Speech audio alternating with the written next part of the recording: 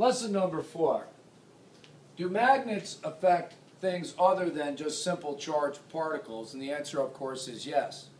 Now, as experts with electric circuits, aren't there wires? Wires that carry charges in them. And charges, of course, have charge on them. So if you could picture this wire, also, for illustration purposes, is a stick, but hey, charges are flowing through the wire, and guess what? One of the qualifications for magnetic force are charges with velocity, and the wire actually has charges in it that move. So I've taken the horseshoe magnet like so, and I've placed it so that a wire is going to pass through the magnetic field created by this. Now the question is, what is the direction of the force acting on this wire? And if we go back to our right-hand rule number 1, my palm and the forces coming out of it, the field lines created by my fingers, and my thumb in the direction of the velocity, we can actually determine the direction of the forces acting on this wire.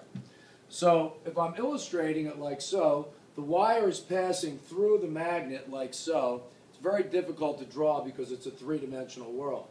Now if we take our fingers and place them along the magnetic field like so, the field lines are going to the right. The wire is going this way into the board. Out of my palm, the force goes downward.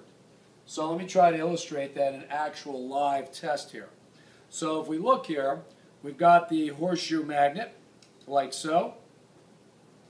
And there's a wire going through it.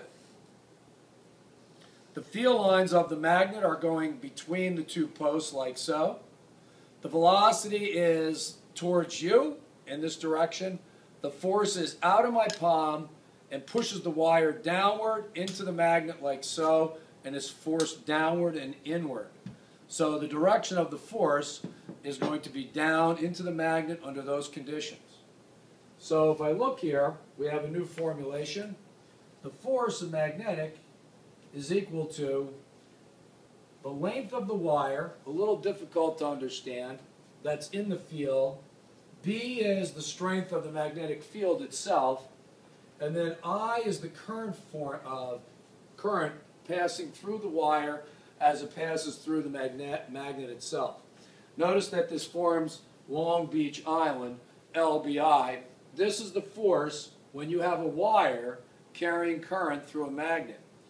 And if the wire is crooked in any way, we can adjust it by using the sine of the angle, because when it passes through the magnet, isn't it possible, instead of passing straight through the magnet, can't it pass through on some kind of crazy angles?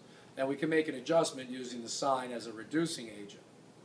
This is how you determine the forces on a wire passing through a magnet.